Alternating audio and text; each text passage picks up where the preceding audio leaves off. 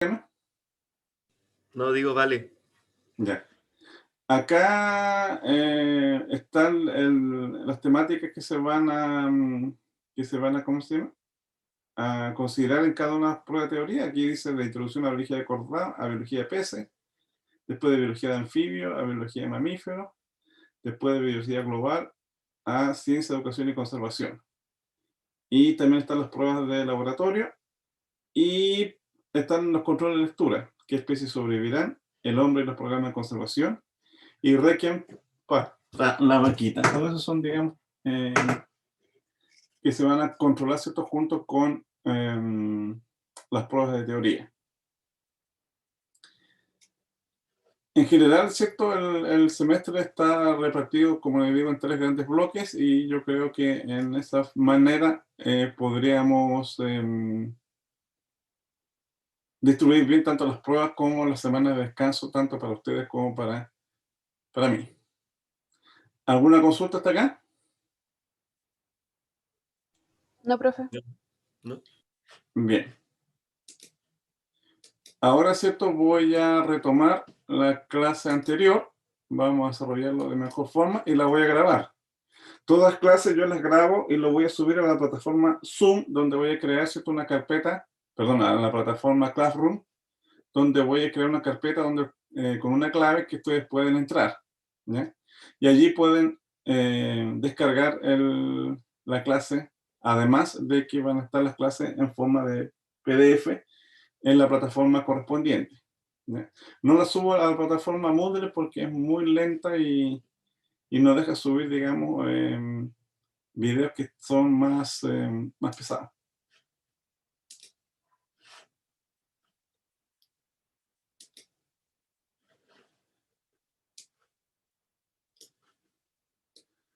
Bien, entonces vamos a comenzar nuevamente esta clase y voy a comenzar a grabarla.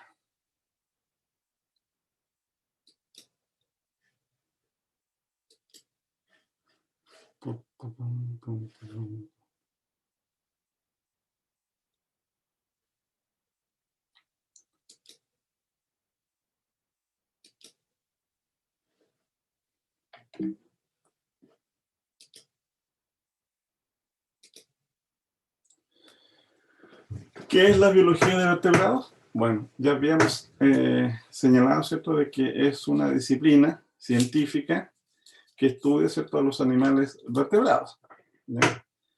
Como tal, la biología de vertebrados trata de explicar la naturaleza, las funciones, las estructuras, las relaciones evolutivas de los vertebrados, tomando, ¿cierto?, parte del conocimiento de las distintas ramas de la biología, desde el punto de vista, por ejemplo, anatómico, desde el punto de vista genético, desde el punto de vista evolutivo, desde el punto de vista ecológico, ¿ya?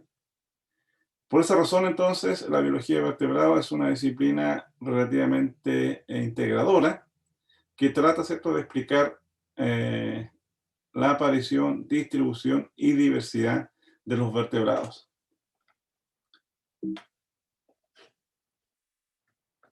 Al igual que el resto, ¿cierto?, de la ciencia de la zoología, ¿cierto?, la biología de vertebrados es una disciplina científica. Y al igual que la teoría celular, donde todos los organismos, por ejemplo, están compuestos de células, la biología de vertebrados también tiene sus propios principios y paradigmas que tratan de explicar cómo están, digamos, formados, ¿cierto?, desarrollados los vertebrados. La zoología o la biología en general, ¿cierto?, es obviamente una disciplina científica relativamente nueva. La física, por ejemplo, es una disciplina mucho más antigua y de mayor desarrollo que la biología. Un aspecto de la ciencia de la física, ¿cierto?, es, por ejemplo, la teoría general de la relatividad, ¿ya?, que es una teoría relativamente nueva, donde Einstein señaló que la gravedad influye sobre el tiempo y el espacio. Y mucho más reciente, en el caso, ¿cierto?, de la biología, es que es la ciencia, ¿cierto?, de la evolución, donde la teoría principal, ¿cierto?, es de la selección natural, propuesta por Darwin, donde las poblaciones cambian con el tiempo adaptándose a su ambiente.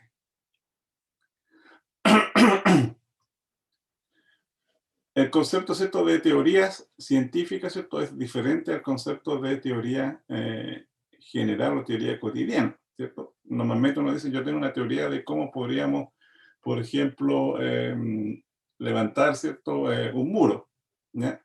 Y normalmente, ¿cierto?, corresponde eso a una idea que está basada en la experiencia, ¿cierto?, en conocimiento, en la imaginación de las personas.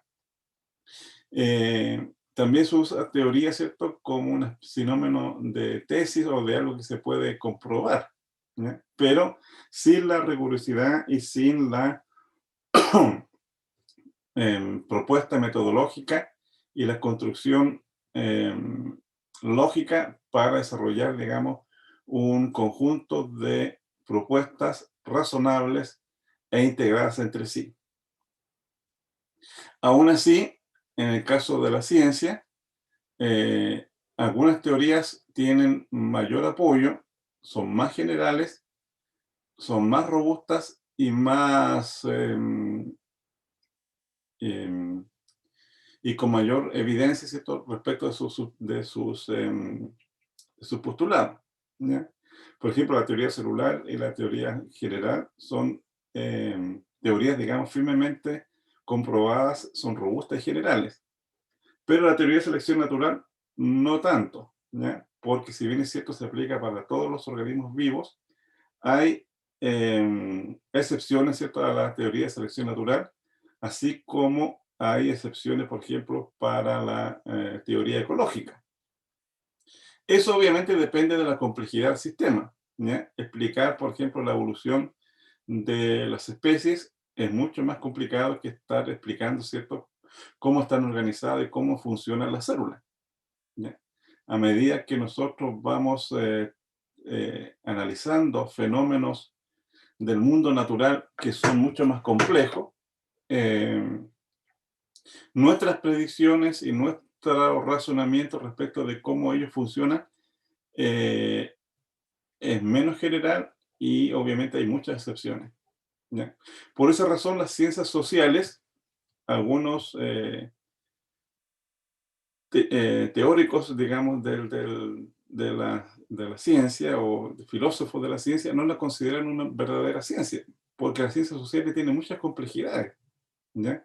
Explicar el comportamiento de las sociedades, por ejemplo, a través de teorías y leyes, eh, es muy difícil, ¿ya? Porque no son fenómenos que se repiten, tienen algunas causas que son comunes, pero la respuesta del sistema social, la respuesta del sistema sociológico, algunas veces son parecidas y otras veces son completamente diferentes, ¿no? Eso tiene que ver incluso con de cómo se comportan los individuos individualmente, ¿ya? Por ejemplo, una persona puede reaccionar o comportarse de manera diferente frente a una agresión. Una persona, ¿cierto?, puede ser sumisa, otra persona puede enfrentarla, otra persona, ¿cierto?, puede huir. No siempre, ¿cierto?, a un mismo proceso, a un mismo fenómeno, se responde en forma similar. Y eso obviamente complejiza, ¿cierto?, la situación para hacer generalizaciones respecto de cualquier fenómeno.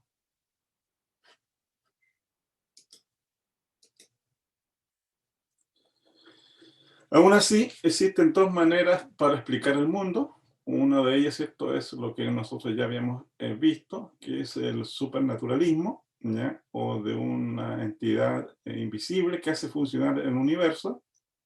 Esas entidades invisibles, ¿cierto?, contienen agentes que se comportan impredeciblemente y normalmente, ¿cierto?, eh,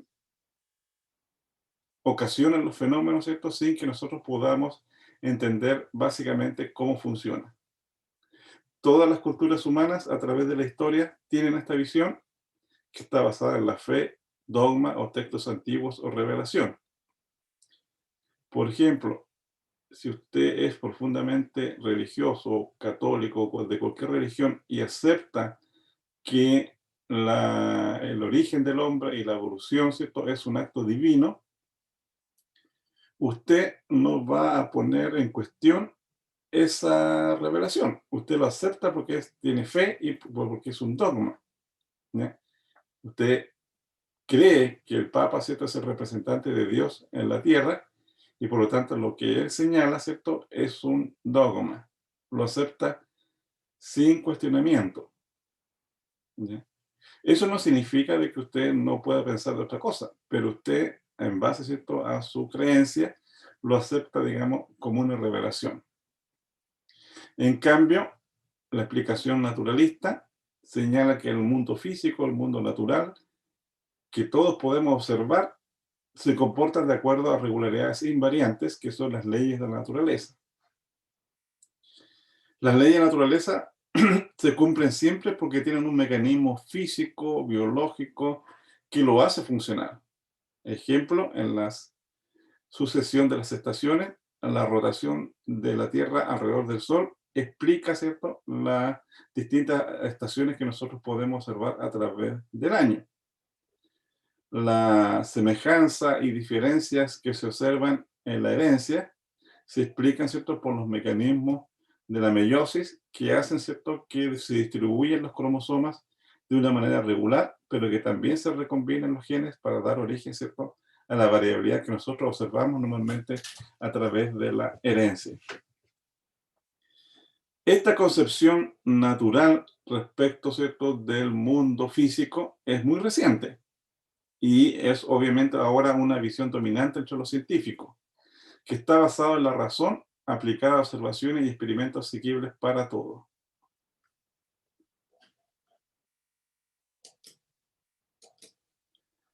¿Alguna consulta hasta acá? No. No. Ok. Acá tenemos entonces una explicación supernaturalista, que es el postulado creacionista de la evolución. Dios, ¿cierto?, creó la Tierra y a todos los seres vivos, ¿cierto?, sobre ella, y posteriormente, ¿cierto?, creó al hombre y luego a la mujer. Eso está escrito, ¿cierto?, en los primeros capítulos de la Biblia, en el Génesis. Y durante mucho tiempo fue la concepción, ¿cierto?, predominante de cómo se estudiaban a las diferentes especies que habitan en el planeta.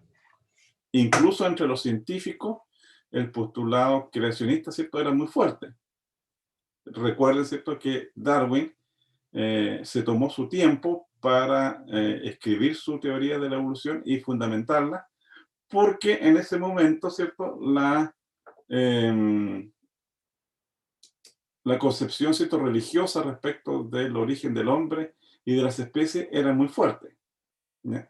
A pesar de que muchos científicos que estaban estudiando, ¿cierto?, a los diferentes organismos, incluso desde Aristóteles hacia adelante, se daban cuenta, ¿cierto?, de que había un patrón semejante y que habían diferencias, ¿cierto?, entre las diferentes especies. Pero la creencia, ¿cierto?, era de que algo interno, algo supernatural, hacían que las especies podrían evolucionar. Fíjense ustedes que en tiempos de Darwin, muchos otros biólogos, ¿cierto?, como aquel que estaba a cargo, ¿cierto?, del Museo Británico de Historia Natural, eh, estaban estudiando la evolución y se dan cuenta, ¿cierto?, de que había semejanza y diferencia entre los distintos organismos, pero su concepción religiosa, ¿cierto?, no los dejó avanzar más allá que la explicación que daba la religión. Darwin también era religioso, ¿ya? No era un ateo ni un revolucionario, ni mucho menos, pero pesó más, ¿cierto?, su sagacidad y su escepticismo para llevar, ¿cierto?, a cabo adelante su teoría de la evolución. ¿Y qué es lo que propuso Darwin? Bueno, básicamente, ¿cierto?, su teoría de descendencia con modificación. En realidad, Darwin propuso 4 teorías, ¿ya? Una de las más importantes es la teoría de descendencia con modificación y la teoría, ¿cierto?, de selección natural. ¿Qué señalaba la teoría creacionista? Bueno, que cada especie, ¿cierto?, había sido creado en un acto independiente por Dios. Por lo tanto, no tenían relaciones unas con otras. Como las especies habían sido creadas en un acto único, cada especie entonces permanecía prácticamente sin cambio durante el tiempo geológico. Además, como lo revelaba el Génesis, el origen, ¿cierto?, de la Tierra, ¿cierto?, y la vida había sido relativamente reciente, porque se calculó, ¿cierto?, respecto de cómo los primeros profetas habían aparecido en la Tierra, ¿cierto?, desde los primeros hijos de Adán y Eva. Yo sé que ahora, ¿cierto?, es un método que podríamos llamar un poco inocente y sin ninguna justificación. Pero en ese momento, estamos hablando, ¿cierto?, de la época victoriana, no había manera de hacerlo. Y fue un obispo el que determinó la edad de la Tierra y de la vida. Darwin ya comenzó entonces a proponer su teoría de descendencia con modificación, leyendo, ¿cierto?, y observando los primeros trabajos de paleontología que comenzaron en esa época también, y se dio cuenta, ¿cierto?, de que obviamente las especies estaban relacionadas entre sí, que las especies cambiaban a través del tiempo. Esta es la famosa ley de sucesión de tipos de Darwin, que señalaba que en un mismo estrato geológico las especies se encontraban, ¿cierto?, con distintas diferencias hasta que alcanzaban, ¿cierto?, una nueva forma biológica. Es decir, se producía la especiación. Darwin entonces propuso, ¿cierto?, de que todas las especies, ¿cierto?, están emparentadas unas con otras, que comparten un ancestro común y que han cambiado a través del tiempo. Darwin propuso que el origen de la Tierra y la vida era muy antigua, porque comenzaron, ¿cierto?, a aparecer, ¿cierto?, las primeras especies fósiles y, de acuerdo, ¿cierto?, al estrato geológico que se encontraban, hacían presumir, ¿cierto?, de que tenían, ¿cierto?, más de millones de años de antigüedad. Una vez que se descubrió, ¿cierto?, la datación por radiocarbono, ¿cierto?, y se pudo, ¿cierto?, establecer la fecha de los fósiles. Bueno, allí, ¿cierto?, se llegó a comprobar, ¿cierto?, de que la vida en la Tierra en realidad era mucho más antigua de lo que incluso Darwin había supuesto, ¿ya? Ese método de datación, ¿cierto?, por carbono radioactivo es ahora frecuente, ¿cierto?, y uno puede estimar la fecha, digamos, de antigüedad de los distintos fósiles. Las especies cambian con el tiempo, microevolución. Las nuevas especies se originan a partir de ancestros comunes, teoría de descendencia con modificación. Los linajes, ¿cierto?, se dividen y divergen, o sea, se produce la especiación. Y todas las formas de vida, ¿cierto?, están relacionadas a un ancestro común. Por lo tanto, ¿cierto?, desde los vertebrados, que están señalados acá, y desde los mamíferos, ¿cierto?, que no están aquí dibujados, nosotros, ¿cierto?, compartimos, ¿cierto?, las características ancestrales de aves, reptiles, anfibios, peces, ¿cierto?, hasta llegar a nuestro origen como vertebrados. Pero los vertebrados, a su vez, ¿cierto?, están emparentados con los invertebrados, y los invertebrados, ¿cierto?, con las formas más simples y primitivas, como son algunas bacterias, ¿cierto?, y otros organismos primitivos. Darwin cambió entonces el foco respecto, ¿cierto?, del estudio de la vida, lo separó de la religión, y los biólogos, ¿cierto?, comenzaron a desarrollar teorías más robustas, ¿cierto?, más científicas, más metódicas para el análisis, ¿cierto?, no solamente de la evolución, sino que también de la estructura, del funcionamiento, de la biología, de los diferentes taxones que ellos estudiaban. Aún así, hay que entender, ¿cierto?, que un aspecto principal de la ciencia, ¿cierto?, es la incerteza. Nosotros siempre tenemos, ¿cierto?, una explicación o un conocimiento, ¿cierto?, que es provisorio, ¿ya?, respecto de cualquier tema. Algunos de esos conocimientos científicos son más robustos que otros, pero aún así pueden cambiar. Por ejemplo, en el mismo caso de la evolución, nosotros primero teníamos la teoría de selección natural de Darwin, y eso predominó desde la época victoriana, yo diría hasta los 1970. ¿Ya? Después, otra persona, Moto Kimura, que estudiaba, ¿cierto?, la evolución a nivel de las moléculas, propuso su teoría de la evolución neutral y cambió el paradigma. Antes todas las cosas, ¿cierto?, se explicaban por selección natural. Si un animal, ¿cierto?, tenía, qué sé yo, cornamentas muy grandes, esto había sido, ¿cierto?, seleccionado para poder defenderse o tener, ¿cierto?, defender territorio o atraer a las hembras, etc. La selección natural se volvió, ¿cierto?, la explicación universal para todas las cosas de la biología. Sin embargo, Moto Kimura dijo, a nivel de moléculas, esto no ocurre. La mayor parte, ¿cierto?, de los cambios que ocurren en las moléculas no tienen valor selectivo, son neutrales. Es decir, no sirven para ninguna cosa, simplemente se producen al azar. Cada molécula tiene, ¿cierto?, su propia velocidad y su propia tasa de evolución, y eso no cambia, independientemente, ¿cierto?, de la naturaleza, de la ecología, de la reproducción del animal, etc. Eso es aparentemente un reloj, señaló Kimura. Y de allí, ¿cierto?, se construyeron los relojes moleculares. ¿Ya? Y un reloj molecular es lo mismo que un reloj mecánico. ¿Ya? Un reloj que da la hora, ¿cierto?, no puede adelantarse ni retrasarse porque llueve, porque hay sol o porque está nublado. No, siempre, ¿cierto?, funciona de una manera regular. Lo mismo en el caso de las moléculas. Las moléculas, ¿cierto?, evolucionan a un ritmo regular. ¿Ya? Y no tienen cierto valor selectivo. Entonces, fíjese, ahí cambió completamente la noción respecto, ¿cierto?, del mundo natural. Aparentemente, ¿cierto?, había algo, ¿cierto?, que a nivel fenotípico actuaba la selección natural, pero a nivel, ¿cierto?, genético, a nivel molecular, la selección natural no actuaba.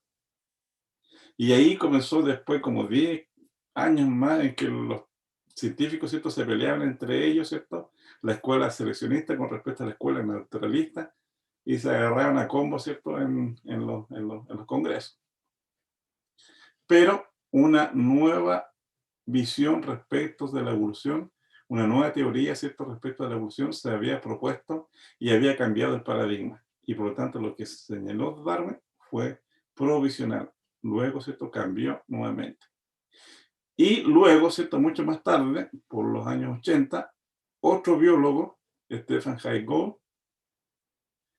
propuso otra teoría, que es la teoría de equilibrio puntuado de la evolución.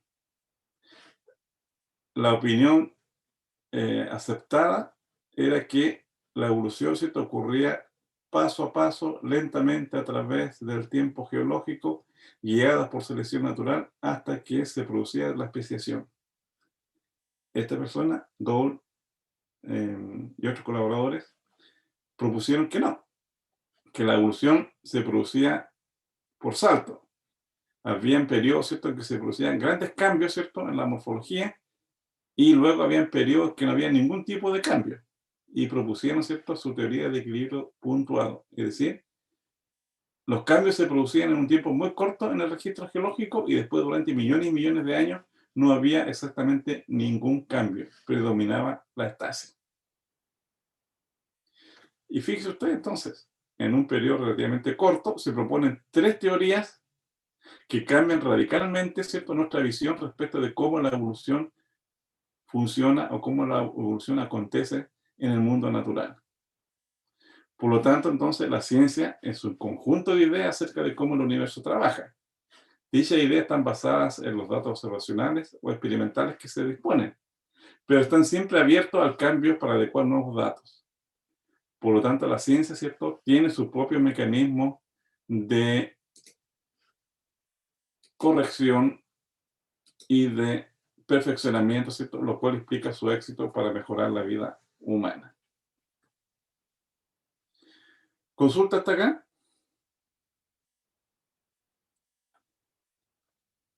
No, Yo no. no. Muy bien. Una pregunta. Sí, dígame. ¿En qué momento del estudio de la especie es donde se ve el tema de la convergencia y la divergencia? ¿En qué momento? ¿A qué te refieres exactamente? ¿En qué momento se ve cuando, por ejemplo, una especie se desvió de otra y generó nuevas como subespecies? Ah,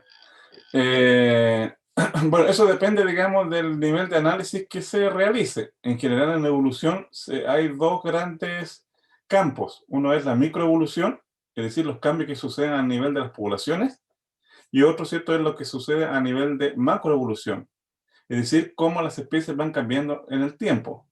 Y eso, ¿cierto?, corresponde normalmente, ¿cierto?, al estudio de la paleontología. La microevolución puede ser estudiada, ¿cierto?, por los genetistas, por, qué sé yo, los ecólogos de poblaciones, por los demografía. Y en el caso, ¿cierto?, de la macroevolución, aparte de los paleontólogos, también la biología del desarrollo, ¿ya? Entonces, claro, dependiendo de tu interés, las preguntas y las formas, digamos, de estudiarlo son distintas, ¿ya? Y aquí tenemos, ¿cierto?, un ejemplo claro. Aquí tenemos, ¿cierto?, un conocimiento científico basado, ¿cierto?, en diferentes aproximaciones. La aproximación típica de la ciencia, ¿cierto?, es la experimentación. Es decir, de que tú controlas una variable y puedes observar la respuesta. Pero cuando estás estudiando cosas complejas, el método comparativo, el método, ¿cierto?, analítico, inductivo, también te sirve. Darwin, por ejemplo, en estricto rigor, nunca pudo observar, digamos, la aparición de una nueva especie. Lo que él observó, ¿cierto?, fueron distintos datos que lo llevaron, ¿cierto?, a concluir que la evolución ocurría en la naturaleza y que el mecanismo que explicaba ese tipo de variación que observaba en la naturaleza era la selección natural. Darwin, por ejemplo, observó y recolectó, porque era muy metódico, y estuvo incluso en las costas de Chile, ¿ya? Observó, por ejemplo, los tipos de moluscos, ¿cierto?, que habían en el litoral de Chile, ¿ya? Luego subió, ¿cierto?, hacia la cordillera y encontró, ¿cierto?, los fósiles de esos moluscos. Examinando, ¿cierto?, los moluscos del litoral, los que estaban vivos, con los moluscos que estaban fósiles, que estaban muertos, él encontró, ¿cierto?, que había semejanzas y diferencias. Pero obviamente él razonó, ¿cierto?, de que los moluscos, ¿cierto?, que estaban extintos y se encontraban fosilizados, ¿cierto?, en la cordillera, eran parientes de los moluscos, ¿cierto?, que estaban en el litoral. Y postuló, ¿cierto?, su teoría de descendencia con modificación, que estos moluscos del litoral eran especies, ¿cierto?, de moluscos que habían derivado de aquellos moluscos fósiles que nosotros ahora podemos encontrar en la cordillera. Kudla, una primatóloga, ¿cierto?, dedujo, ¿cierto?, las leyes de comportamientos y la ecología de comportamientos, ¿cierto?, de las sociedades de primates, básicamente viviendo con ellos, ¿cierto?, y observando sus reacciones durante varios años. Algo que aparentemente era imposible, pero con su paciencia, ¿cierto?, y sagacidad, logró encontrar ciertos patrones en el comportamiento de estos primates. Por ejemplo, también los eventos naturales, ¿ya? Son importantes para el estudio, por ejemplo, de la evolución. Usted puede estar en una zona estudiando, ¿cierto?, una determinada población y posteriormente ocurre, ¿cierto?, un evento catastrófico, como un volcán, que erupciona, ¿cierto?, y mata todo lo que hay a su alrededor. Y después usted vuelve nuevamente a esa zona donde ya se produjo la erupción. ¿Y qué observa? De que algunas poblaciones han sobrevivido, pero su diversidad genética está completamente disminuida de acuerdo a lo que predice la teoría, ¿cierto?, respecto de la disminución del tamaño de las poblaciones. Eso no solamente es válido, ¿cierto?, para los eventos catastróficos, sino que también para la fragmentación y la pérdida de hábitat y en conservación, como vamos a ver más adelante. Es decir, uno puede analizar los fenómenos naturales de diferentes puntos de vista. Lo más complicado es integrarlo, ¿ya? Y Darwin en ese sentido, ¿cierto?, fue un genio porque integró muchos cuerpos de conocimiento: geología, botánica, zoología, parte, ¿cierto?, de paleontología. Se escribió con muchos otros biólogos, ¿cierto?, preguntando e indagando sobre millones de cosas para entender cómo la diversidad y la evolución, ¿cierto?, ocurría en la naturaleza.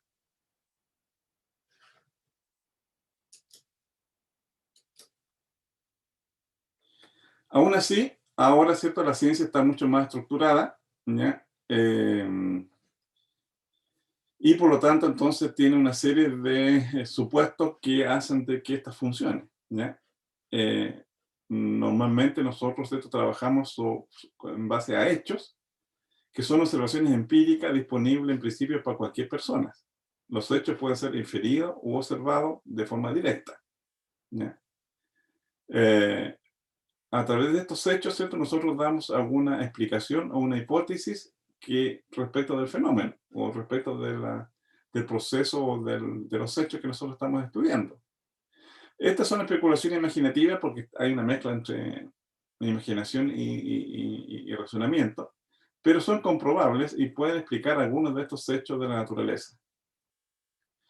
Una vez que las hipótesis se comprueban varias veces, ¿cierto?, y se integran a otros cuerpos de conocimiento, se forman las teorías, que son modelos conceptuales coherentes que explican un conjunto de hechos y que resisten, obviamente, las predicciones falsificables de los experimentos o de las comprobaciones empíricas o deductivas o lo que sea, ¿ya?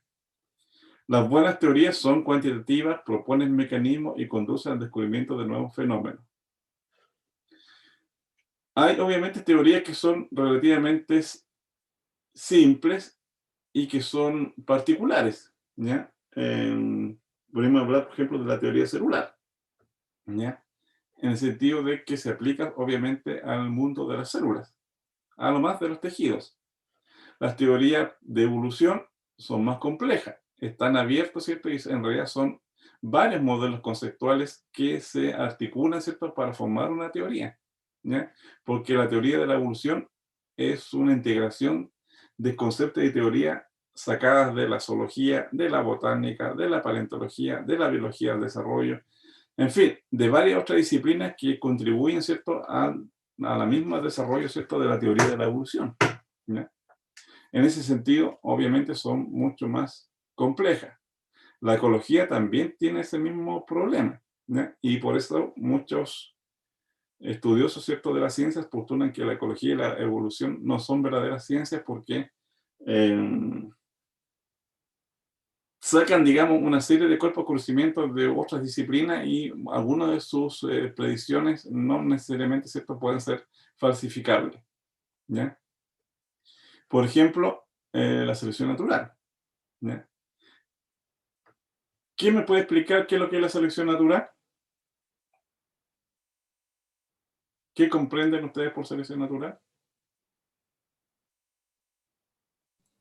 Ocurre cuando algo en el ambiente cambia y Mm, eso determina que algunas especies que no están adaptadas a ese cambio no puedan seguir viviendo en ese lugar o simplemente se extingan por no poder adaptarse a eso, mientras que las especies que sí están aptas para sobrevivir a ese cambio se mantienen ahí. ujú. Ok. ¿Quién más? Profe, la capacidad de adaptabilidad que tiene una especie respecto a los distintos cambios que se producen. La especie que esté más adaptada o capacitada para condiciones adversas en su ambiente van a poder sobrevivir más que las que no lo tienen. Ok. Bueno, ustedes tienen, ¿cierto?, la visión clásica y un poco distorsionada de lo que es la selección natural. La selección natural no es adaptativa, en primer lugar. La selección natural simplemente, ¿cierto?, es un cambio en las propiedades del organismo que permiten una, una mayor probabilidad, ¿cierto?, de reproducirse y pasar sus genes a la siguiente generación, ¿ya? Pero normalmente la teoría de selección, ¿cierto?, se ha unido, ¿cierto?, con la adaptación, y en ese sentido entonces no se puede comprobar. Por ejemplo, ¿cómo actúa la selección natural? ¿Cómo actúa la selección natural? La selección natural, ¿cierto?, produce divergencia genética y hace, ¿cierto?, de que los organismos más adaptados puedan sobrevivir a las siguientes generaciones. Y por lo tanto, ¿quiénes sobreviven a las siguientes generaciones? Son los que han sido seleccionados. Entonces se dan cuenta de que uno está haciendo un razonamiento circular, ¿ya? Y las explicaciones circulares no se pueden comprobar, po. Si yo digo, ¿cierto?, que la selección natural produce cierta diferencia genética y produce una mejor adaptación, y por lo tanto, ¿quiénes son los que están adaptados? Los que han sido seleccionados por selección natural. Entonces, me doy vuelta en la misma explicación. ¿Cómo uno puede entonces romper eso? Bueno, la selección natural, ¿cierto?, produce diferenciación genética. Ok, uno puede comprobar la diferenciación genética. Esa diferenciación genética permite que algunos individuos se reproduzcan y otros no. ¿Pues lo puedo comprobar? Sí, eso lo puedo comprobar. Pero no puedo comprobar, ¿cierto?, que la adaptación es consecuencia de la selección natural. Porque un individuo puede estar en un determinado ambiente y no necesariamente estar adaptado. Y ahí encontramos el problema de los inadaptados, o sea, que están en el sistema, pero no están adaptados, pero sin embargo siguen viviendo y coleando dentro de un determinado ambiente. Entonces, hay muchas cosas de la teoría que hay que tener cuidado, ¿cierto?, para poderlo hacerlo comprobable y evitar la explicación, ¿cierto?, circular. Yo hice un curso completo de selección natural, y sobre todo selección natural en el campo, en la naturaleza, y después de haberme leído un libraco grande y encima de un montón de paper, llegamos a la conclusión de que los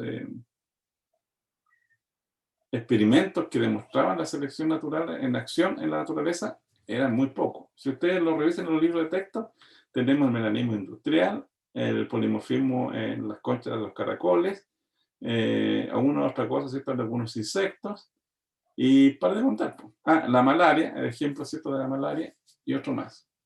Pero eso ha sido básicamente porque se trata, ¿cierto?, de explicar la selección natural como un agente, digamos, casi como una especie de Dios, que hace y deshace en la naturaleza. Y eso no es cierto. Bien.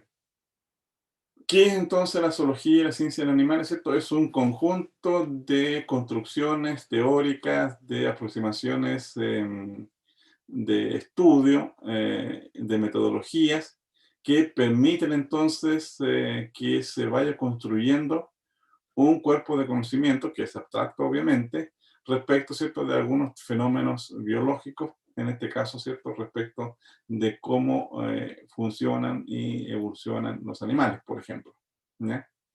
Acá tenemos, ¿cierto?, que hay diferentes aproximaciones. Uno puede hacer preguntas, compartir datos, encontrar inspiración, probar hipótesis, interpretar datos y resultados, ¿ya? Esto lo va a llevar, ¿cierto?, a la comunidad científica, donde usted escribe algo respecto, ¿cierto?, de lo que usted ha encontrado, de su investigación. Eso lo pueden replicar otros investigadores, se discutan con los colegas, ¿cierto?, se publica. Si esto no es cierto, ¿cierto?, se vuelve a comenzar de nuevo. Y posteriormente, ¿cierto?, parte de este conocimiento puede producir ciertos beneficios sociales que van, ¿cierto?, en ayuda del desarrollo de la tecnología y de las necesidades de la sociedad, etc. ¿Ya? Todo esto,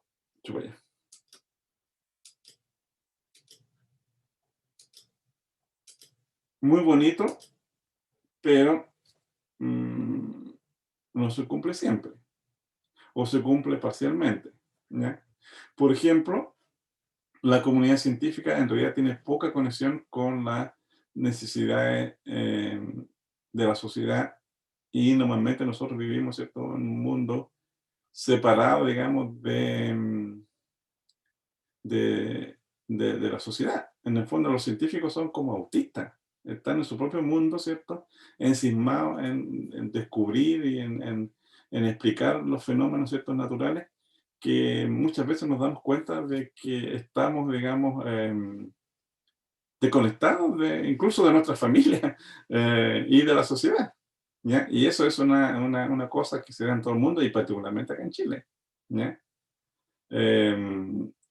La comunidad científica y el avance de la ciencia, además, ¿cierto?, está presionada por diferentes factores exógenos, como ya le explicaba, la política, ¿cómo se llama?, el sexismo, qué sé yo, la- la- el racismo, en fin, hay un montón de otras variables, ¿cierto?, que afectan a la persona que hace ciencia, al científico, y de esa manera entonces todos estos engranajes comienzan a ralentizarse, ¿cierto? Y se saltan pasos, y no necesariamente, ¿cierto?, el científico es una blanca paloma que quiere, digamos, contribuir al bienestar del mundo y ese tipo de cosas. ¿Ya? Hay científicos que están, que sigue fabricando armas, que fabricando, ¿cierto?,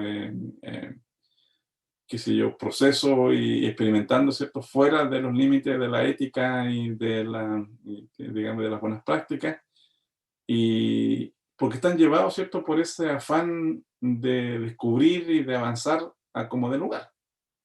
¿Ya? Entonces, obviamente, ¿cierto?, que si la persona eh, está influida por todos esos factores, ¿cierto?, socioculturales, obviamente, ¿cierto?, su trabajo también se va a ver afectado. ¿Ya? Y eso tenemos, ¿cierto?, miles de casos en la historia de la ciencia. Hay un libro, bueno, está en mi biblioteca, que se llama El pulgar del panda, ¿ya?, de Stephen Jay Gould. Stephen Jay Gould es el que le mencioné antes, ¿cierto? Fue, además de un excelente biólogo evolutivo, un gran divulgador de la ciencia. Y en ese libro, en el pulgar del panda, existe un capítulo que se llama La ciencia y la política de la biología o de la evolución, no me acuerdo muy bien. Y ahí señalan, qué sé yo, un montón de cosas, como los fraudes, ¿cierto?, que se han realizado, ¿cierto?, en el caso de la evolución. ¿Ya? No sé si se los conté, pero hace tiempo, digamos, un evolucionista, Taylor de Chardin, ¿cierto?, tratando de explicar, ¿cierto?, el origen, ¿cierto?, del hombre al respecto de los primates, pescó un cráneo de gorila, ¿cierto?, le limó las muelas y qué sé yo, le echó ácido, lo enterró y llamó a la prensa. Aquí está el eslabón perdido, ¿cierto?, entre primates y, qué sé yo, humanos. Ah, perfecto, qué sé yo. Eh, Gran descubrimiento, salió en los periódicos, etcétera. Pescaron el cráneo, lo guardaron bajo 7 llaves en el Museo Británico de Londres, y pasaron como 10 años y todo el mundo, ¿cierto?, feliz y contento. Después un estudiante que estaba haciendo su tesis con cosas de primates, pidió el cráneo para examinarlo, se lo pasaron, y al primer examen se dijo, pero si este es un gorila. Y todos los científicos, ¿qué?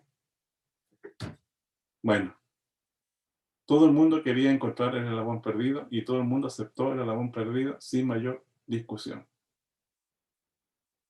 Entonces, como le digo, en este mundo, ¿cierto?, sobre todo ahora, en el mundo, ¿cierto?, de la posverdad y de los fake news, ¿cierto?, es muy fácil enredarse en cuál es el conocimiento sólido y cuál es el conocimiento efímero y que se propaga, ¿cierto?, a través de las redes, por los medios, etc. ¿Cómo la ciencia trabaja? Bueno, está definida, ¿cierto?, por su propio método, ¿ya? Hacer preguntas sobre algún aspecto del universo, imaginar una posible explicación, formular hipótesis y comprobar esas hipótesis, ¿ya? Pero muchas veces nosotros encontramos, ¿cierto?, que nuestras teorías, ¿cierto?, tienen una falla, y lo cual es normal que sí sea, porque somos humanos. En ese sentido, no podemos entender toda la complejidad de la naturaleza y toda la complejidad del universo. Entonces, nuestras teorías son incompletas. Siempre van a ser incompletas, ¿ya? Y obviamente, entonces aquí tenemos, ¿cierto?, la necesidad de hacer uso de la explicación supernatural. Necesitamos, ¿cierto?, un milagro para que esta teoría científica, ¿cierto?, que se ha desarrollado acá, pueda explicarse. Sin embargo, ¿cierto?, a pesar de que esto es frecuente, la ciencia, ¿cierto?, es relativamente robusta para poder explicar algunas cosas del mundo natural. No todas, por supuesto.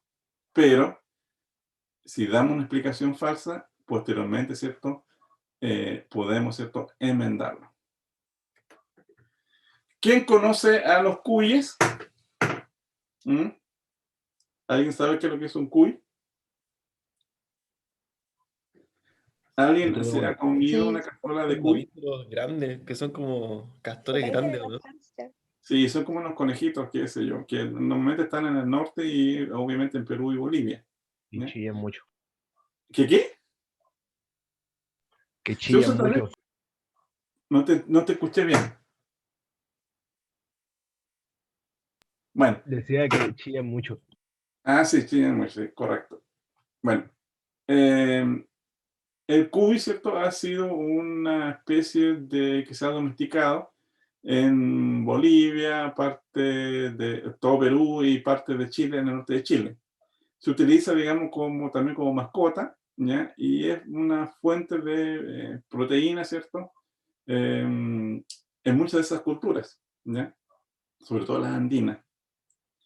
Y en algún momento, ¿cierto?, una italiana, utilizando las nuevas metodologías de secuenciación del DNA, que en ese entonces, ¿cierto?, se estaban recién comprobando, hizo la siguiente filogenia que están viendo ustedes en pantalla, ¿ya?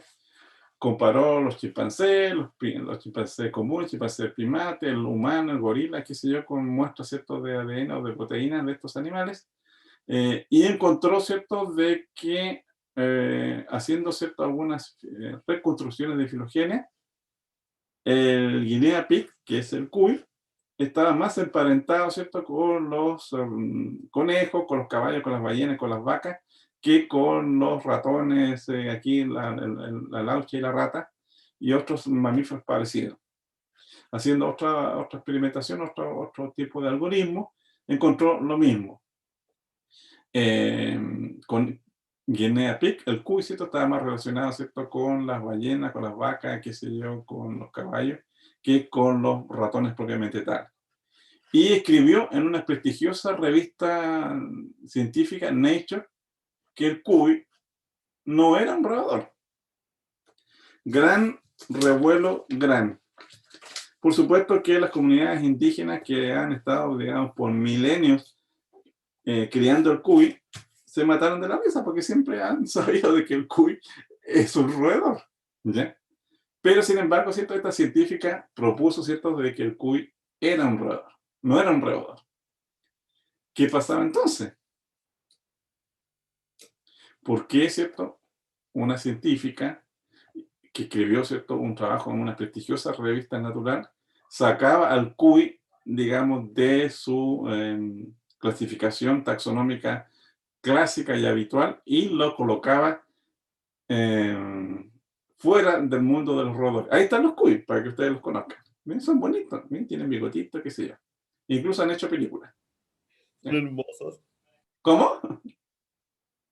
Son hermosos. Sí, son bonitos. Bueno.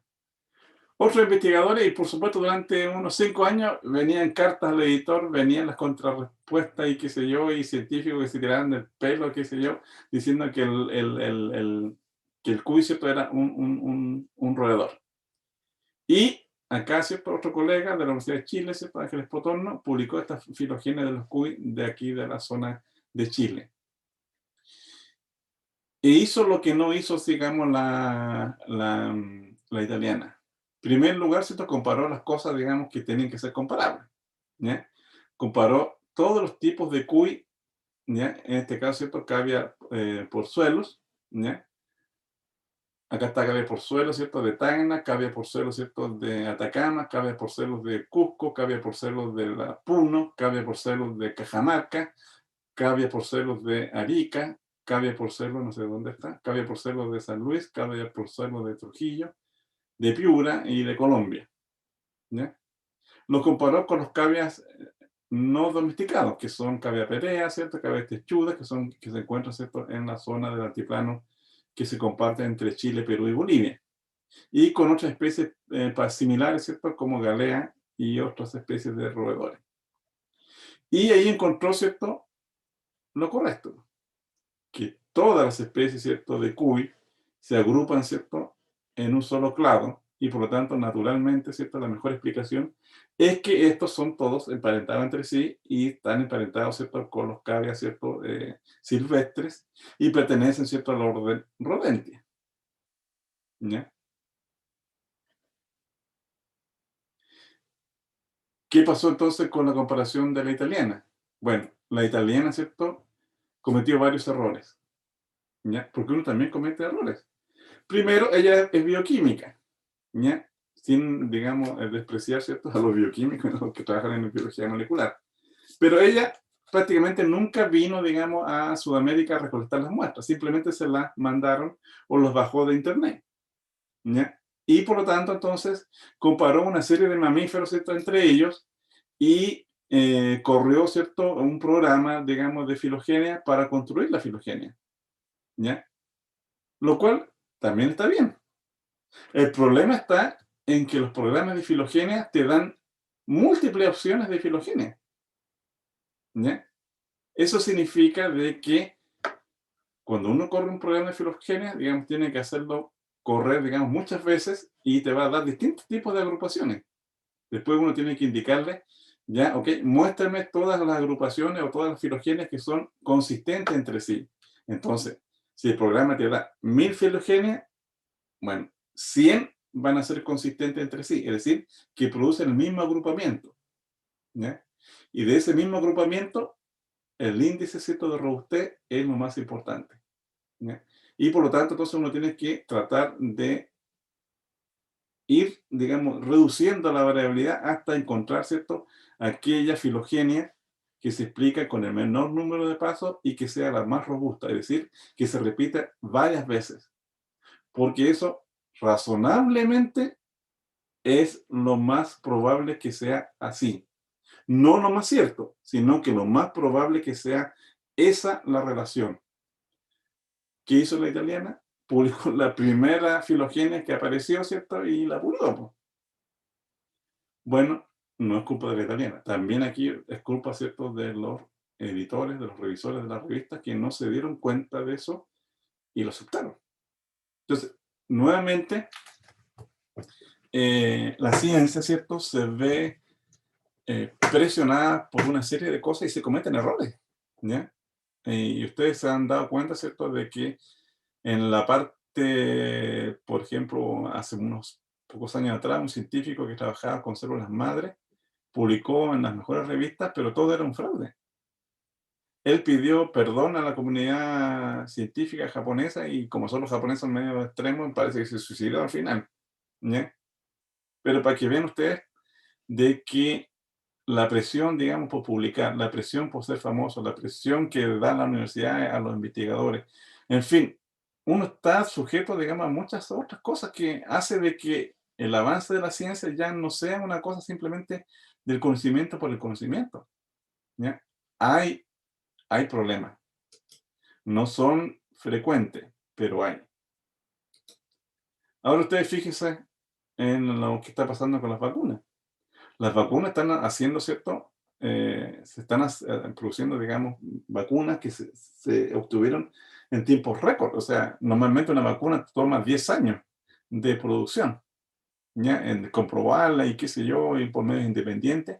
Y sin embargo, ¿cierto? Estos laboratorios tienen científicos trabajando para ello en forma independiente. O sea, el científico que trabaja en esos grandes laboratorios no está allí para buscar la verdad, ni mucho menos, simplemente hace lo que los dueños, ¿cierto?, de estas farmacéuticas les dicen, ¿ya? Y claro, son científicos en el sentido de que son personas con formación, con capacidades, digamos, técnicas y de conocimientos avanzados, que usan, digamos, metodologías revolucionarias, pero están dentro, ¿cierto?, de un marco de, digamos, de presión, que es obviamente producir una vacuna en el menor tiempo posible, ¿ya?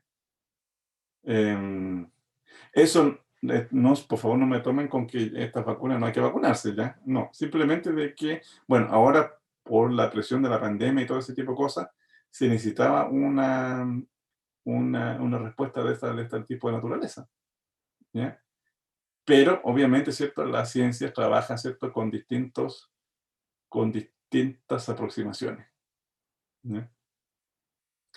Y aquí tenemos, ¿cierto? Un aspecto distintivo de la ciencia, que se conoce, ¿cierto? Como la navaja de Occam, que fue propuesta por William de Ockham, que era un clérigo, ¿cierto? Un filósofo medieval, que señaló que la pluralidad no debe postularse sin la necesidad. Esto está traducido del latín. O cuando múltiples explicaciones son posibles, prefiera la más simple. William propuso esto no porque pensaba, ¿cierto?, de que el universo es necesariamente simple, ¿ya? Sino que esta es la mejor manera de proceder para analizar un problema. La navaja de Occam es el sello distintivo de la ciencia, ¿ya? Entonces, lo que tuvo que haber hecho, ¿cierto?, esta italiana, ¿cierto?, es haber usado, ¿cierto?, la propuesta de la navaja de Occam, ¿cierto? Dar la mejor manera de proceder, ¿cierto?, la más simple, aquella filogenia que tuviera la menor cantidad de pasos, ¿cierto?, para poder, digamos, postular una determinada conclusión respecto de su trabajo. No lo hizo y, por supuesto, publicó algo que en su apuro, quizá en su primera aproximación al problema, cometió un error. No puedo pronunciarme si lo hizo a propósito o no, pero falló, ¿cierto?, en la manera de proceder, ¿ya? Que se hizo famosa y publicó en Nature, se hizo famosa. Pero muchos después le llegaron, ¿cierto?, los coscachos, digamos, por los errores que había cometido.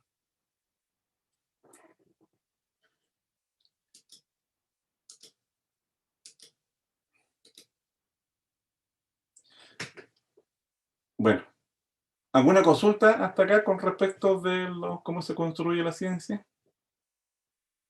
No. Perfecto. Profe, Ah, ¿perdón? perdón, tengo una Sí. referente a un nombre que me llama la atención.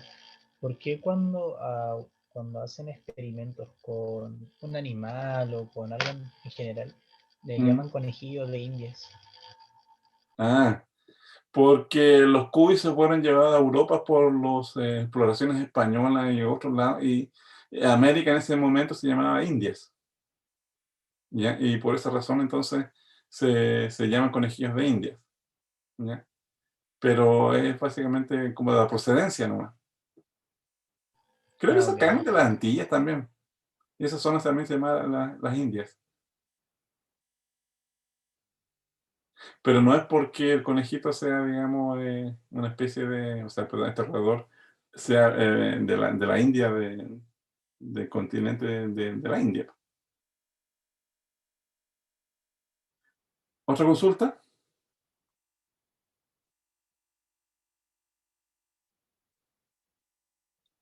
No. Ok. Muy bien. ¿Cuáles son las características principales de los vertebrados? Bueno, los vertebrados, ¿cierto?, al igual que todos los organismos, están formados por biomoléculas. Nuestros cuerpos, ¿cierto?, están formados por proteínas, por lípidos, por carbohidratos, por ácidos nucleicos. Eso es en general para todos los organismos, que no solamente los vertebrados, sino que también, ¿cierto?, todos los animales y plantas. Nuestros cuerpos, ¿cierto?, están compuestos, ¿cierto?, y formados por células y tejidos. Los vertebrados crecen y se reproducen. Los vertebrados, ¿cierto?, utilizan energías y nutrientes para formar biomasa y para realizar las funciones que habitualmente, ¿cierto?, hacemos. Una de las características importantes, ¿cierto?, de los vertebrados es su metabolismo, ¿ya? Los vertebrados, entonces, son organismos, ¿cierto?, heterótrofos, que consumen, ¿cierto?, normalmente plantas u otros animales, ¿cierto?, para la transferencia, ¿cierto?, de energía y nutriente para formar, ¿cierto?, biomasa, ¿ya? Estos energía y nutrientes que son transferidos de las plantas o de otros animales, fluye, ¿cierto?, a través de los distintos consumidores y es utilizado, ¿cierto?, para formar biomasa, para realizar trabajo, por ejemplo, saltar, moverse, reproducirse, etc. Parte de esta energía, ¿cierto?, se pierde en forma de calor, ¿ya? Y parte, ¿cierto?, de esa energía, ¿cierto?, es utilizada para hacer trabajos y para reproducirse y perpetuar la especie.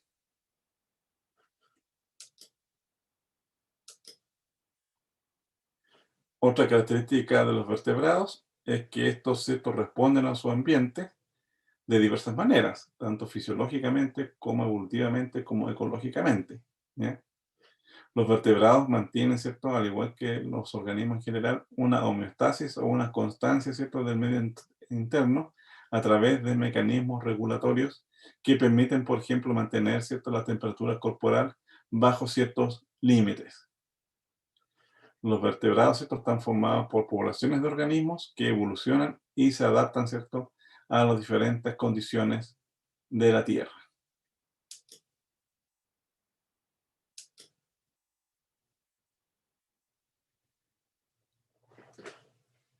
Una de las características importantes de los vertebrados, sobre todo los vertebrados superiores, ¿cierto?, es que estos tienen ciertos mecanismos de homeostasis que permiten, ¿cierto?, que los sistemas corporales se mantengan en rangos relativamente estrechos, ¿ya?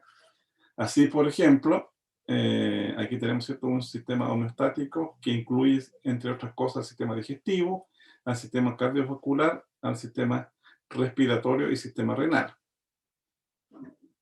¿Cómo está funcionando este sistema? Bueno, a través del sistema digestivo nosotros estamos incorporando, ¿cierto?, los nutrientes, sales y agua que son necesarios para nuestro metabolismo. La sangre, ¿cierto?, la transporta, ¿cierto?, a los distintos tejidos, ¿ya?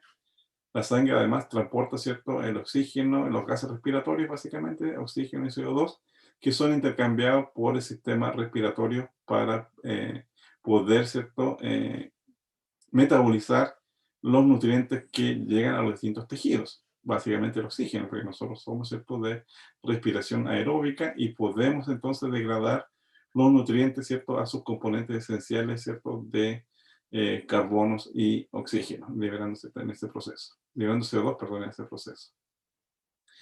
Pero los compuestos que no utilizamos, ¿cierto?, son absorbidos, ¿cierto?, y excretados por el sistema renal, donde se evacúan, ¿cierto?, desechos orgánicos, aguas y sales. El resto, ¿cierto?, es reincorporado, ¿cierto?, a los tejidos, ¿cierto?, y forma parte, ¿cierto?, de el metabolismo, ¿cierto?, energético de los distintos tejidos o del metabolismo del animal completo, Profe, ¿sí? estas características bueno, las que dijo anteriormente son de todos los seres vivos, pero esta específicamente de la homeostasis que está hablando, Ujú. ¿habría algo en particular que identifique a los vertebrados? Por ejemplo, que tengan riñones o algo así. Bueno, los vertebrados en comparación con los invertebrados son sistemas mucho más complejos, ¿ya? Tienen mayor número de células y mayor número de tejidos, ¿ya? Eso es una parte, como podríamos llamarlo, evolutivo de que es así, ¿ya? Sin embargo, ¿cierto?, los invertebrados también tienen sistema respiratorio y también tienen sistema, digamos, excretores, ¿ya? No como un riñón propiamente tal, pero tienen sistemas, digamos, de excreción, ¿ya? En este sentido, los distintos grupos de vertebrados, lo vamos a ver a medida que vayamos analizando los distintos taxones, tienen, digamos, tienen los mismos sistemas en realidad, pero se modifican ligeramente a través, ¿cierto?, de la evolución. Pasamos de riñones relativamente simples, como riñones mesonéfricos, ¿ya?, que están presentes, por ejemplo, en anfibios, a riñones metanéfricos que están presentes en aves y en mamíferos, que son riñones mucho más eficientes, con una organización, digamos, básica de los otros riñones, pero que están agrupados, digamos, en lóbulos renales, en la corteza renal y la médula renal, y con asas o túbulos, digamos, excretores, digamos, más eficientes y mucho más largos que en el resto de los riñones, ¿ya? Pero básicamente el sistema funciona relativamente similar, ¿ya? ¿Por qué? Bueno, lo vamos a ver también en la próxima clase. Porque los vertebrados, ¿cierto?, son un grupo relativamente homogéneo de animales en los cuales sus sistemas son relativamente similares, su posición es relativamente similar, su composición de la sangre son similares, etc. Pero ese sistema, que es relativamente conservado, tiene la suficiente plasticidad para dar origen, ¿cierto?, a los distintos grupos de vertebrados que conocemos. Y eso quizás es consecuencia, ¿cierto?, de su origen, que es monofilético en relación, por ejemplo, a los invertebrados, que hay muchos grupos de invertebrados, no necesariamente relacionados unos con otros, ¿ya? En forma directa me estoy relacionando. Entonces, aquí tenemos un solo plan corporal, que son el plan corporal de los vertebrados, versus, ¿cierto?, múltiples planes corporales que existen en los invertebrados, ¿ya? Por esa razón también los invertebrados en ese sentido son más complejos de estudiar, porque son diferentes entre los distintos grupos, Vale, gracias. ¿ya? Profe, Sí, ¿el sistema inmune no es una característica así como que los diferencie bastante? ¿No influye?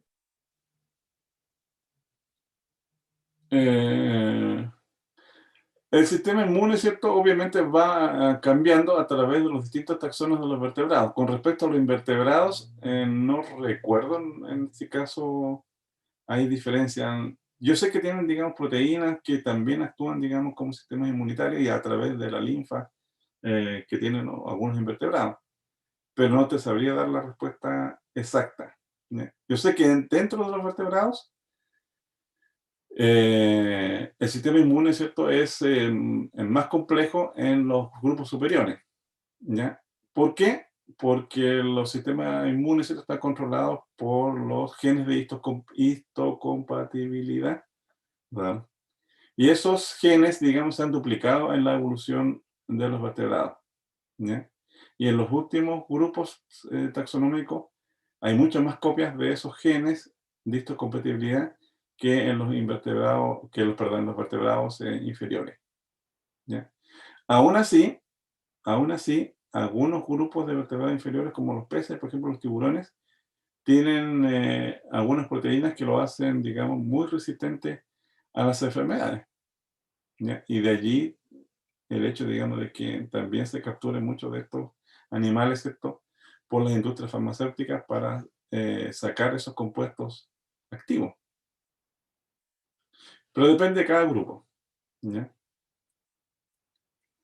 Acá tenemos, ¿cierto?, nuevamente otra forma, ¿cierto?, de homeostasis en los vertebrados, que es el control de la temperatura, ¿ya? La temperatura del cuerpo de los vertebrados, normalmente, estamos hablando acá de los mamíferos, próximamente 37 grados Celsius, no puede ser ni muy alto ni muy bajo, ¿cierto?, se mantiene alrededor de esta temperatura. ¿Qué es lo que ocurre acá? Cuando los receptores, ¿cierto?, los termorreceptores que están, digamos, por la piel o otros centros, ¿cierto?, externos del organismo, ¿cierto?, reciben el estímulo, por ejemplo, de una temperatura muy alta, ¿ya? Estos envían la señal al centro de control, en el centro de control, ¿cierto?, que está en el cerebro, detecta la desviación de la temperatura desde los receptores, ¿cierto?, y envía la respuesta a los efectores.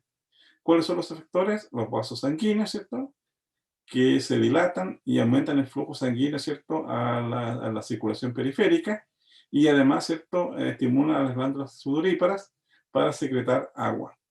De esa manera, entonces, nosotros disipamos calor, ¿cierto?, por la superficie de la piel, y por eso, ¿cierto?, cuando hace calor nos ponemos rojos, ¿ya? Y comenzamos, ¿cierto?, a transpirar y a evaporar, ¿cierto?, agua a través de la piel.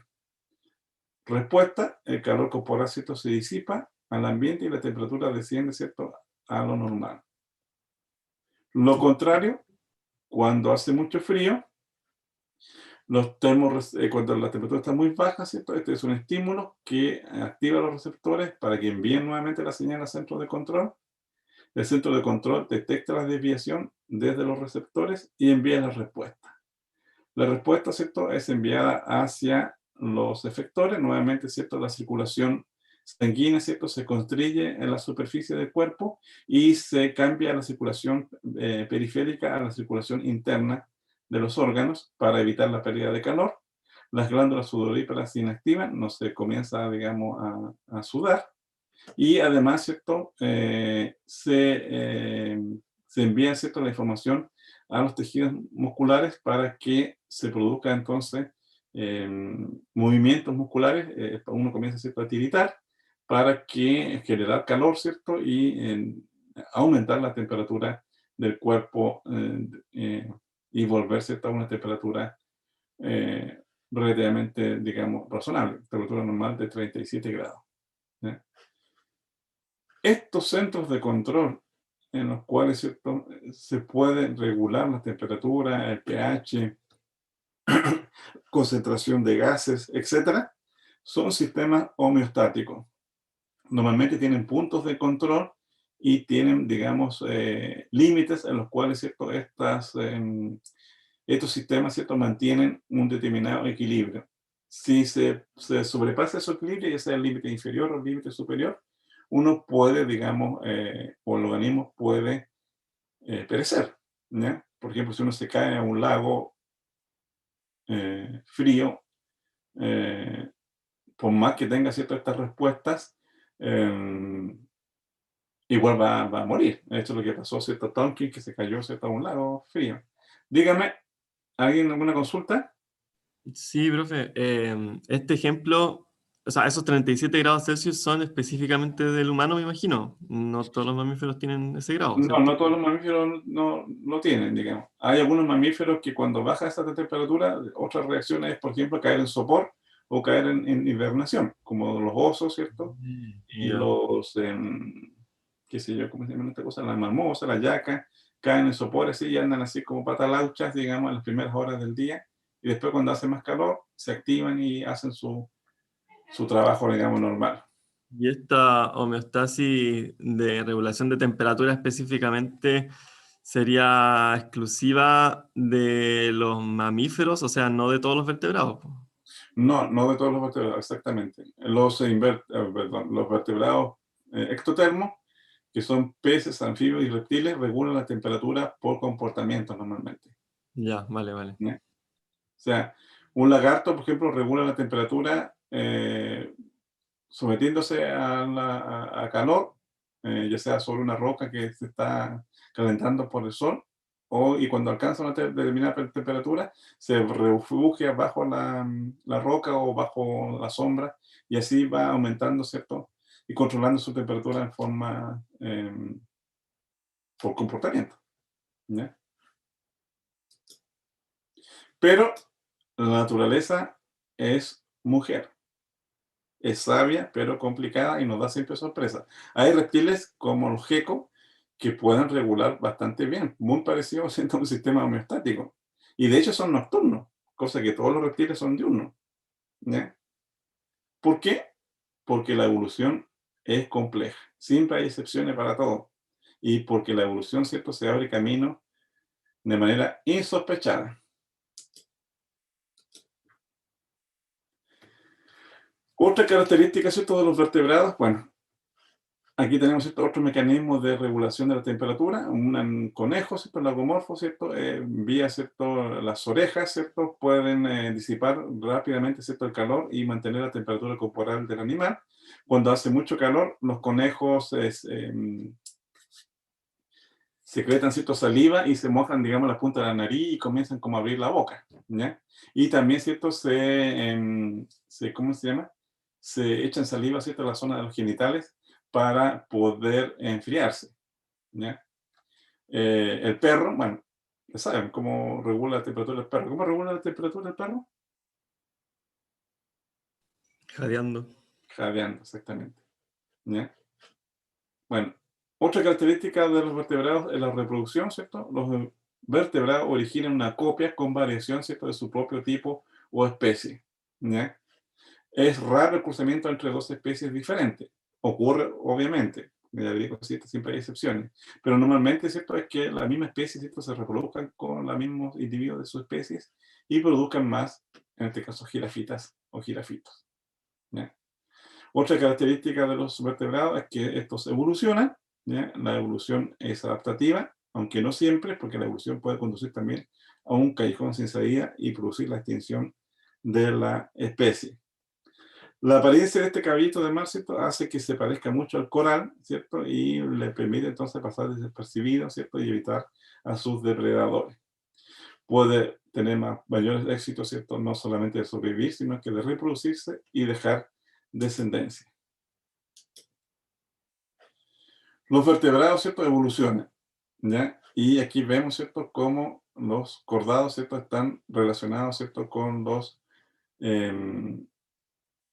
cordados, ¿cierto?, invertebrados, en este caso, ¿cierto?, los hemicordados, ¿cierto?, y que obviamente, ¿cierto?, se originan a partir de un invertebrado como este que está acá, ¿cierto?, que son los equinodermos, ¿ya? Lo importante acá, ¿cierto?, es que a medida que van evolucionando, ¿cierto?, estos están conectados entre sí por ancestros comunes y van adquiriendo, ¿cierto?, nuevas características y manteniendo, ¿cierto?, las de sus ancestros. El detalle lo vamos a ver la próxima semana. Las características de los vertebrados, ¿cierto?, es que estos evolucionan. Incluso nuestra propia especie, ¿cierto?, ha evolucionado y a partir, ¿cierto?, de los ancestros anteriores, ¿ya? Aquí tenemos Homo sapiens, que ha evolucionado, ¿cierto?, a partir de Homo erectus o Homo ergastes, y esto a su vez todos los Homos, ¿cierto?, parten a partir de Australopithecus afarensis, nuestra famosa Lucis, ¿ya? Y los Australopithecus afarensis se relacionan, ¿cierto?, con homínidos mucho más primitivos como Sahelanthropus tachadensis, Ardipithecus ramidus, ¿ya?, que es la famosa Ardi, ¿ya? Tanto Ardi como Lucy, ¿cierto?, fueron elegidas mujeres del año, ¿cierto?, por la revista Times, y normalmente, ¿cierto?, los esqueletos más completos son de mujeres, digamos, de homínidos antiguos, ¿ya? ¿Qué es lo importante acá? Bueno, que nuestro linaje, ¿cierto?, es muy antiguo, estamos hablando de 7 millones de años atrás, que nuestro linaje, ¿cierto?, es muy diverso, aparecieron muchos tipos, ¿cierto?, de homínidos en nuestra evolución, ¿ya? Y el género Homo, ¿cierto?, es relativamente reciente, estamos hablando de 2,5 millones de años atrás, en comparación, ¿cierto?, con estos otros linajes que son mucho más antiguos, y que obviamente, ¿cierto?, tenemos una relación de descendencia y parentesco, ¿cierto?, con otros primates humanos y no humanos, ¿cierto?, porque más atrás, ¿cierto?, están los primates como los chimpancés, los orangutanes y otros, los grandes simios en general, ¿ya? Y que además, ¿cierto?, nuestro éxodo evolutivo, ¿cierto?, ha sido relativo. Por ejemplo, Homo erectus y Homo ergaster vivió durante mucho tiempo, entre 2 a 0,5 millones de años atrás. Habilis tuvo menor tiempo, estuvo entre 2,5 y 1,5. Etíopes, muy poco. Ramidus también apareció y se extinguió rápidamente en el registro fósil. Y Sapiens, bueno, estamos muy recientes todavía. Somos la especie más reciente, pero que lamentablemente no solamente extinguió a sus propios congéneres, ¿ya?, sino que está extinguiendo, ¿cierto?, a todo el resto de los vertebrados y animales del planeta. ¿Cuál es la característica fundamental de los humanos? Bueno, el desarrollo de la cultura, el desarrollo, ¿cierto?, de la comunicación, el pensamiento abstracto, que es producto, ¿cierto?, de nuestro cerebro, ¿ya?, y por eso estamos aquí también, la cooperación, que yo les mencionaba, ¿cierto?, que les permitió entonces evadir, ¿cierto?, las fuerzas destructivas de la naturaleza, ¿cierto?, y junto con la cooperación, sobrevivir en tiempos difíciles, mucho más difíciles de lo que estamos ahora.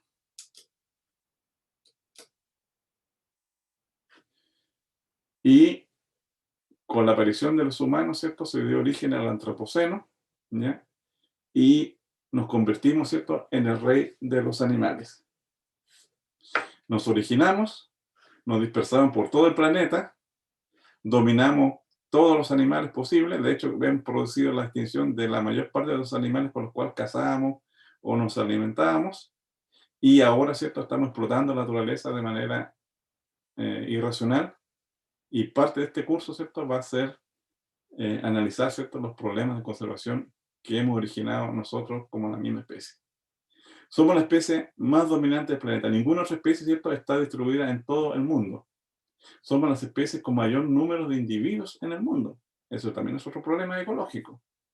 Somos la especie más inteligente, pero también somos la especie más destructiva.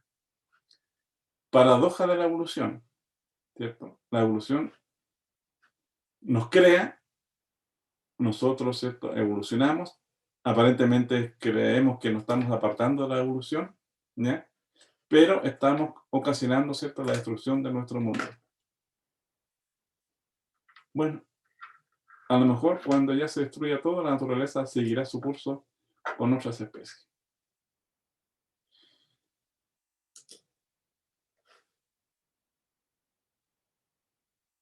¿Consultas? ¿Preguntas? ¿No? Sí, sí. Al final, me imagino la siguiente clase o algo así, vamos a ver como cuáles son las características propias de los vertebrados. Sí. Vale, vale. Me alegro que estén entusiasmados y me alegro, ¿cierto?, de que quieran avanzar rápidamente. Pero no podemos avanzar mucho más. Hay que también detenerse a reflexionar. Aprovechando que están todos, les comuniqué al principio si podíamos cambiar el horario, ¿cierto?, de este día, porque normalmente si yo tengo actividades de investigación, salida de terreno, en fin, que generalmente lo dejo para los jueves, los viernes y los fines de semana, porque aunque ustedes no lo crean, yo también trabajo los fines de semana, ¿ya?